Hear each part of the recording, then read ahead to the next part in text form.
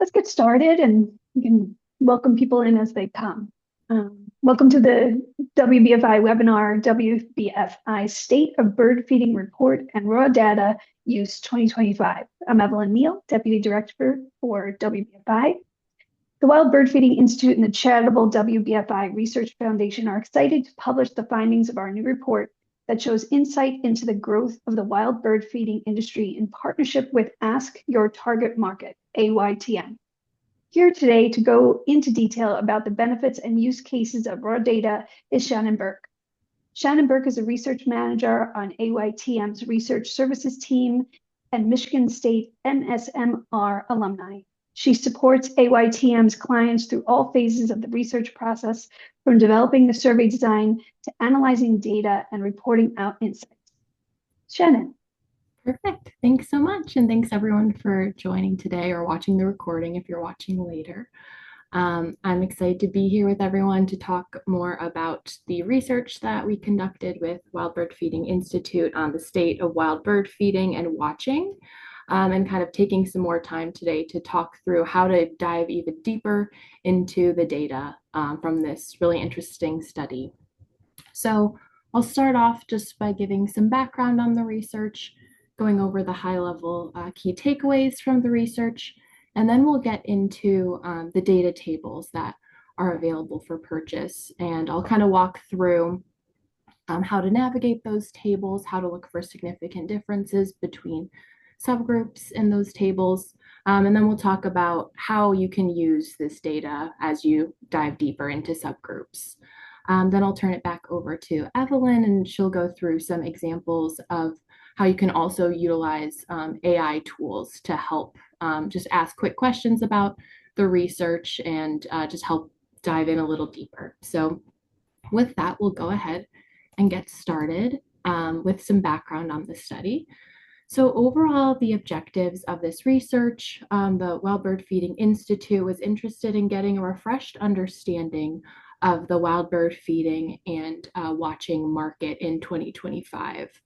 We ran a similar study with WBFI in 2023, where we asked generally about kind of purchase behaviors and habits when it comes to wild bird feeding and bird watching. So WBFI was interested in getting a refreshed understanding of those metrics in 2025 and see if anything has shifted since 2023.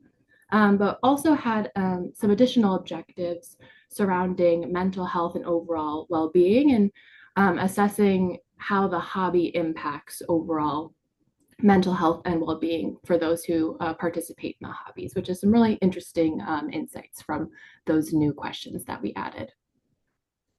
So in terms of who we spoke to in this survey, we had a sample size of 1,600 consumers from North America, 800 who took the survey from the United States, and 800 who took the survey from Canada, with 500 of those who took the survey in Canada taking the survey in English, and 300 taking the survey in French.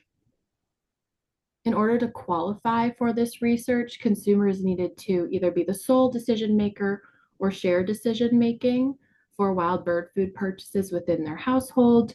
And they also need to have actively fed wild birds within the past 2 years. A couple of other important things to note about this research. The survey where we collected this data was a 10-minute online survey on the AYTM Ask Your Target Market platform. And we fielded this data earlier this year from March into April. So that's kind of the general background for the research. And next we'll get into some higher level key findings from this study. So starting off, we did see that overall the market was relatively consistent with 2023. We continue to see that basic seed mix is the top choice for wild bird food purchases. And we see that mass retailers are the most common place to purchase wild bird food, along with pet stores, as well as grocery stores are also popular places to purchase as well. We do see that specialty stores, along with pet stores, are gaining in popularity, though, for channels to purchase wild bird food. We see that about 1 in 3 plan to spend more on wild bird food this year than they did last year, which is consistent with 2023. So we're seeing similar levels of planned spend from 2023. We do see that brand loyalty is strong, with most consumers saying they have one go-to brand or a couple of brands that they switch between when it comes to wild bird food. But we do see that availability is very important, as most consumers, when asked if their preferred brand wasn't available where they were shopping, what they would do, most say that they would purchase a different brand. So availability is highly important. Also, in terms of what's most important in the wild bird feeder decision-making process, we see that price, durability, the ability to attract a wide variety of birds, and the ease of cleaning the feeders are all highly important factors in that purchase decision. Next, when we kind of look at some general habits and behaviors surrounding the hobby, we do see that at least half of consumers are feeding and watching wild birds at least once a week throughout all seasons of the year. But we do see that engagement with the hobbies peak in the spring and summertime, with consumers participating more often in those months as well. We do see that most participate in the hobbies with other people, with only just under a fifth participating by themselves. And it's most common for consumers to participate with their spouse or significant other, their children, or other relatives.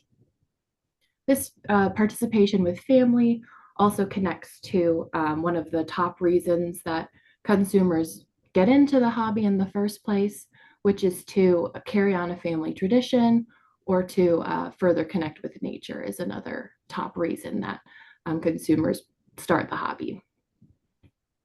Next, getting into some more perceptions of the hobby, we do see that bird feeding and watching are viewed as relaxing and calming, with most consumers associating those adjectives with the hobby. We also see that consumers feel that the hobby reduces stress, has a positive impact on mental health, and brings harmony and beauty into their life. These 3 factors, reducing stress, bringing a positive impact on mental health, and bringing harmony and beauty to their life, are also factors that most consumers look for when they're seeking out a hobby. So essentially, wild bird feeding and watching is delivering on those areas that consumers are looking for when looking for a hobby to fill their time. We see that the vast majority, about 9 in 10, agree that watching their bird feeders throughout their day make them feel good, and seeing birds at their feeder improves their day, along with a lot of other just positive statements about how seeing birds engaging with their feeders can brighten up their day. We also see, getting into that mental health and well-being impact, we see overwhelmingly positive impacts on mental health for those who participate in the hobby. We compared bird feeding along with bird watching to some other hobbies that consumers may participate in, such as gardening and photography. And we do see that wild bird watching and feeding does have a more positive impact on mental health than some of those other hobbies that consumers participate in. We also see that the vast majority say that since before they started partaking in the hobby, their mental health and overall well-being has significantly improved since they've started. So with all of those key takeaways, we do have a couple of recommendations to those working in the industry on how to position the hobby. One is to position the hobby as a year-round activity, given that most are participating in it through all seasons, and that this activity can help foster a connection not only with nature, but with loved ones, since most consumers are participating in this hobby with someone else, most commonly a family member. We also do see so many positive benefits of the hobby, especially on mental health. We see overwhelmingly positive agreement to statements regarding that the hobby makes them feel connected, as well as I mentioned, overwhelmingly positive impacts on mental health. So showcasing these overwhelmingly positive benefits can hopefully help attract a broader audience and maybe reach those who may not have initially considered partaking in the hobby.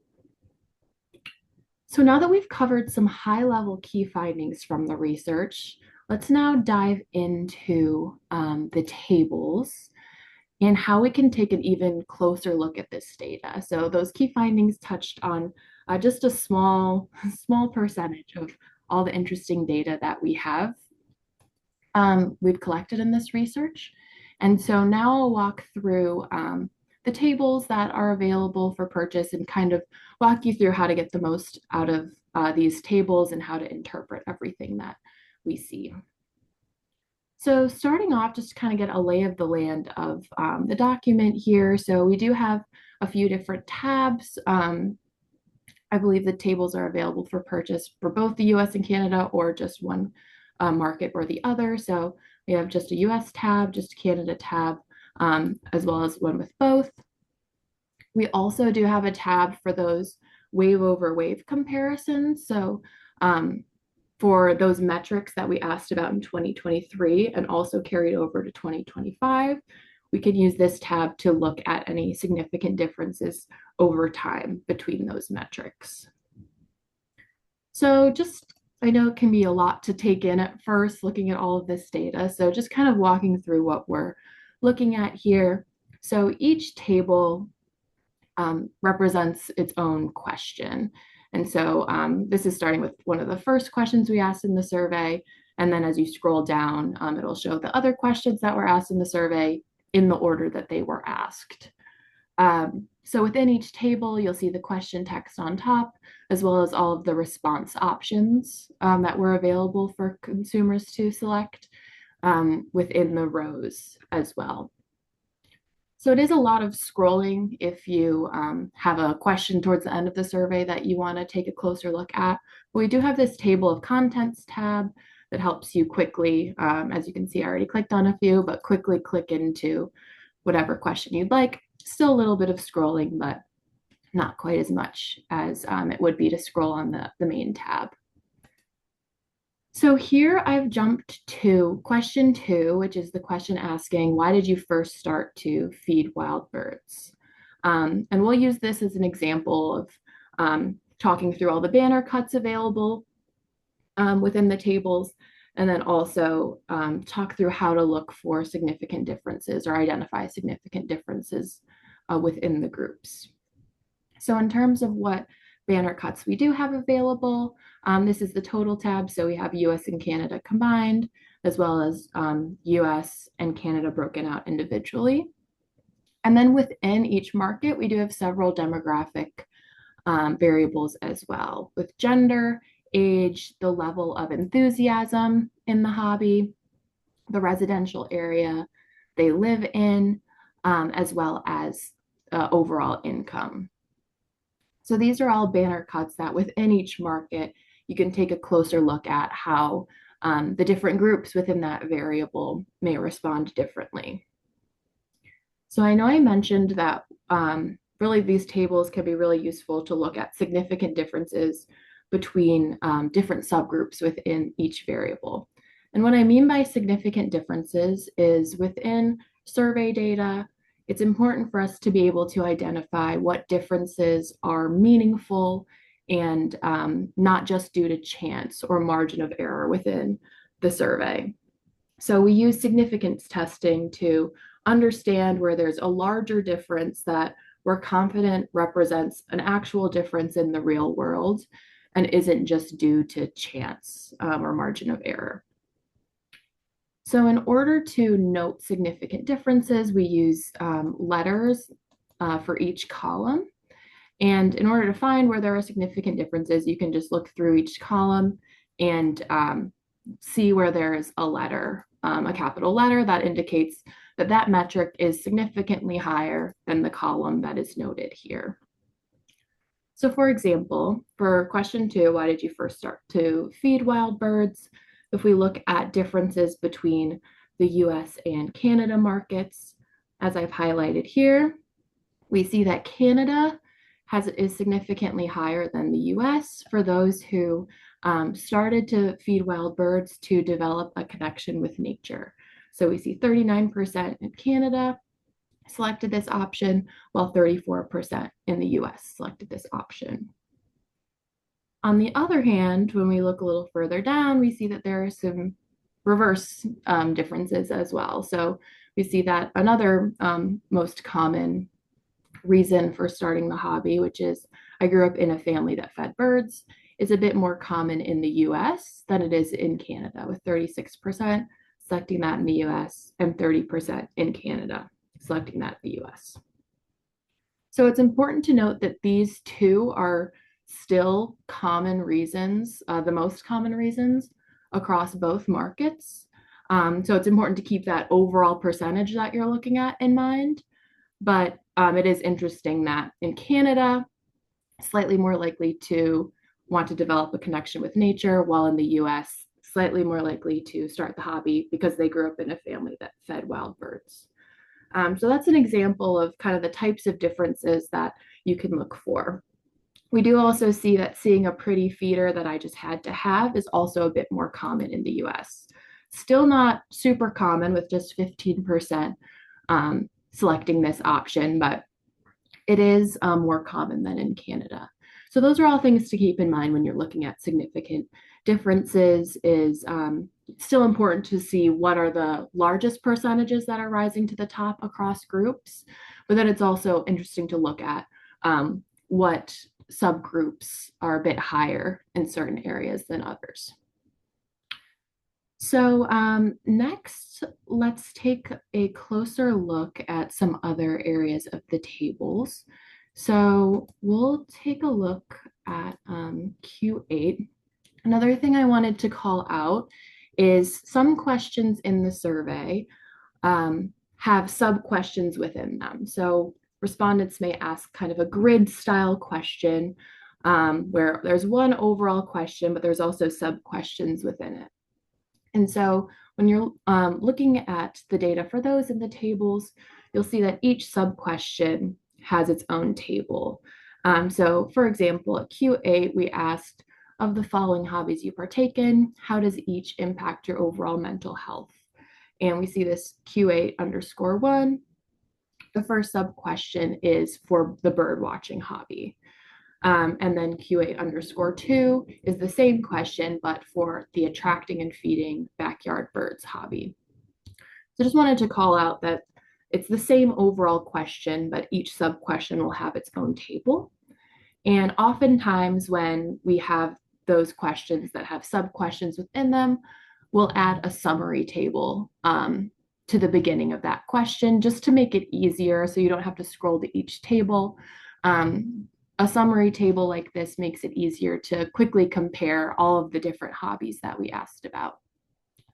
So in this summary table, this is showing the percent that say that the hobby significantly improves their mental health, and it's easy to compare across subgroups here.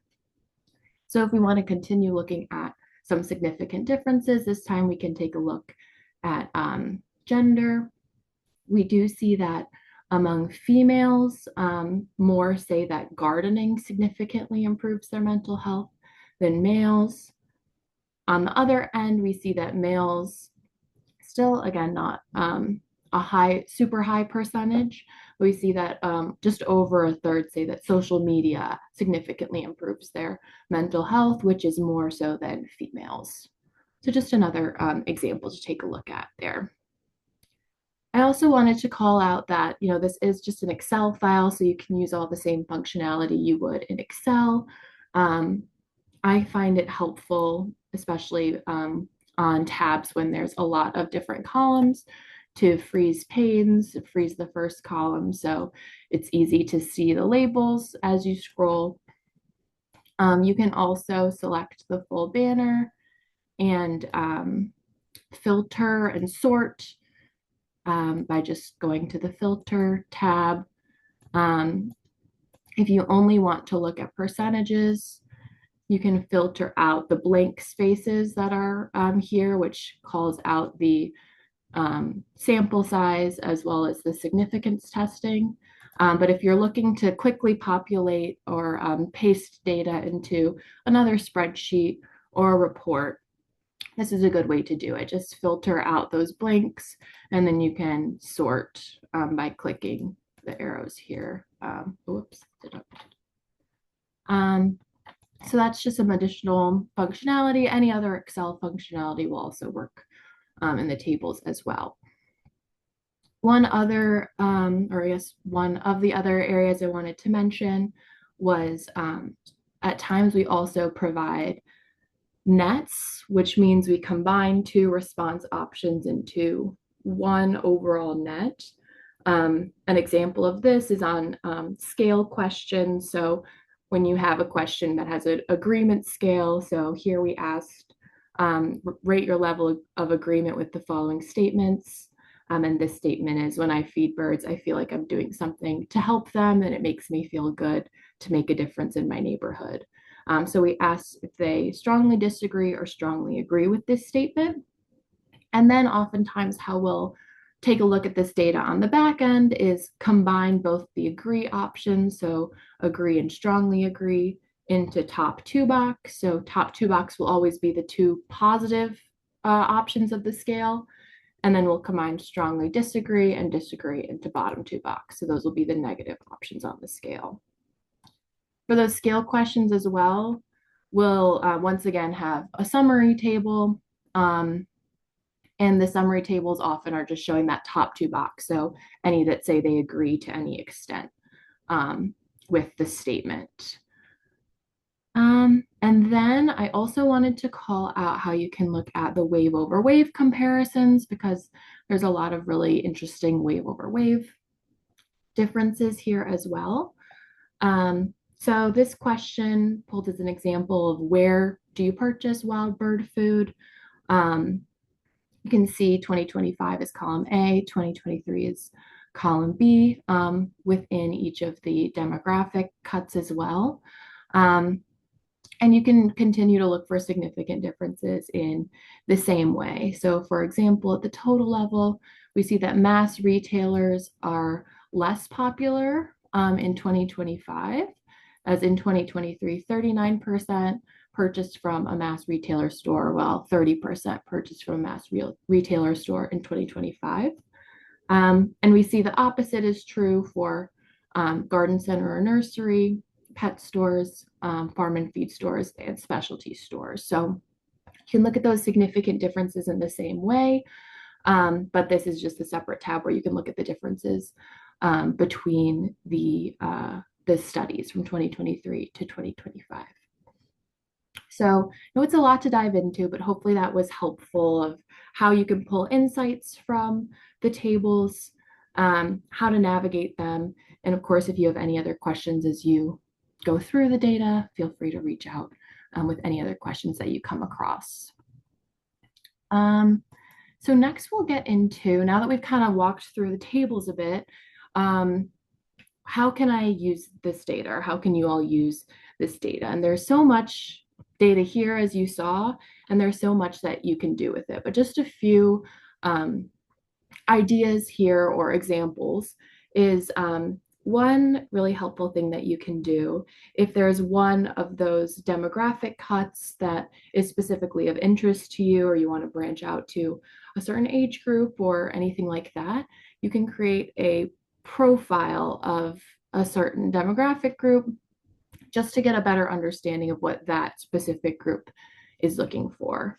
We do have an example that we included in the appendix of the full report here of a profile slide that we put together for avid bird watchers. So those who say they can't get enough of the hobby. This slide is only among that group of consumers.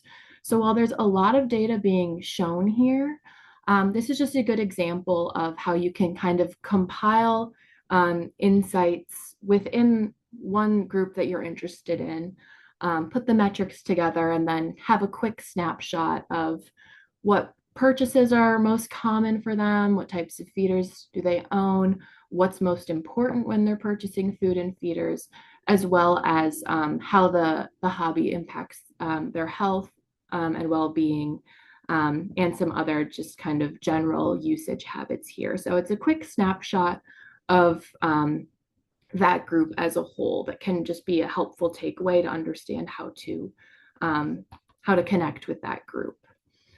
So creating a profile slide can be really helpful. Determining all related, but determining those purchase motivators and the habits of different demographic groups to then know how to best resonate with them or know what they're looking for when they're looking for places to purchase food or bird feeders. So understanding what motivates consumers and how they're participating in the hobby can help you know how to message to them, what they're looking for, and just overall help resonate with them and know what they're looking to get out of the hobby. So with that, I'll pass it back over to Evelyn, who will talk more about some examples of how she used AI. You know, what I talked about was a lot of diving in depth into those tables, but you can also, there's so much technology you can use to make that a little bit easier as well. So Evelyn will talk through a couple examples of how she used AI to help with that.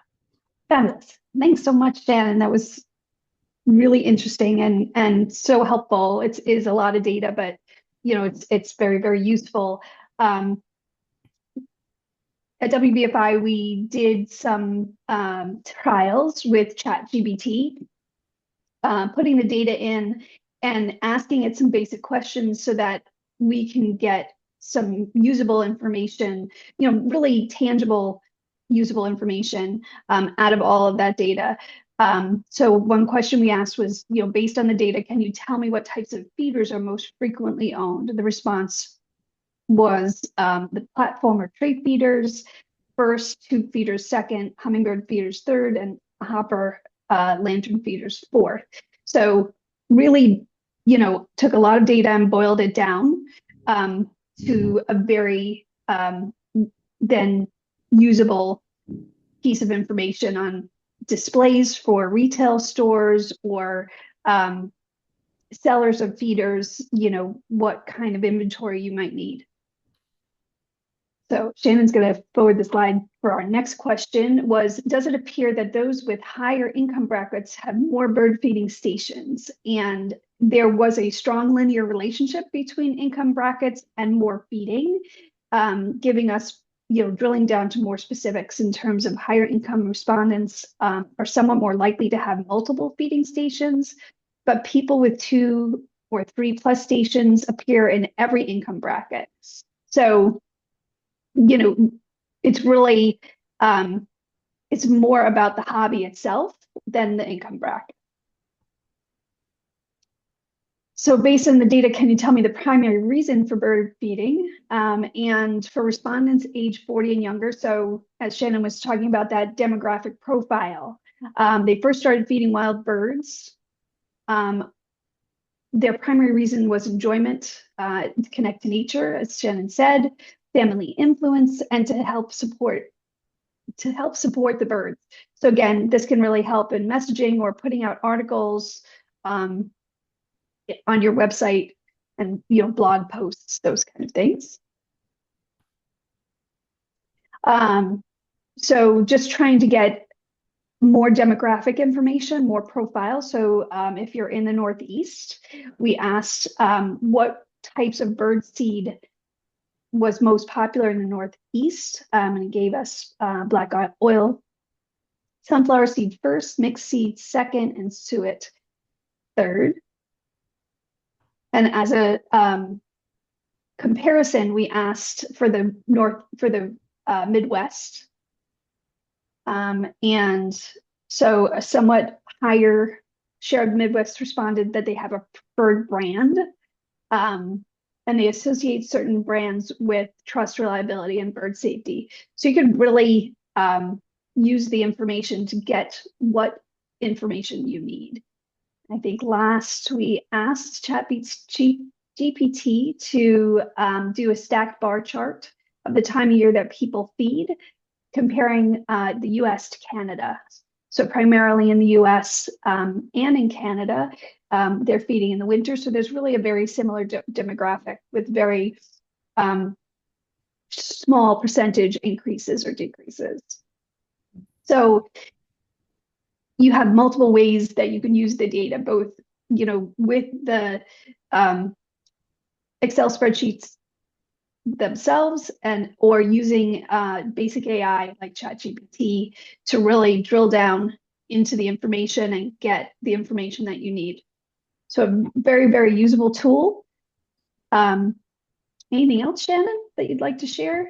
Definitely. I will just say, yeah, ChatGPT and these AI tools can be so helpful. We'll say one thing to keep in mind is these tools are certainly helpful, but not perfect. So when you're using these tools, it's good to do like a gut check, and kind of check against the data, make sure you're aligning with what it's seeing as well, as they can certainly help speed things along, but it's good to double check to make sure they're pulling the right information as well. So, but yeah, overall, a lot of really just really interesting data and a lot that can be done with it. Yes, and good point. Always, with any kind of AI, validate, validate, validate. You have the spreadsheet, so use it to just double check for sure. Yeah, exactly. Good reminder. Good. I think that was all. Are there any questions? I'll leave it open for questions just for a minute. And if there are any questions and you're watching the recording, please feel free to reach out to myself, info@wbfi.org, or we can connect you with Shannon if it's deeper into the worksheets themselves. You can access a sample report on the website. If you go to our homepage, wbfi.org, just scroll down to market research, and it'll bring you into the blog where there are sample reports. You can actually view a full report, and you can purchase the raw data. And as Shannon said, you can purchase either North America or Canada, or you can do a combined US and Canada. So with that, I'm going to say thanks so much, Shannon, for your time today. And thanks everybody for your attention. And any questions, please reach out. Awesome. Thank you all so much.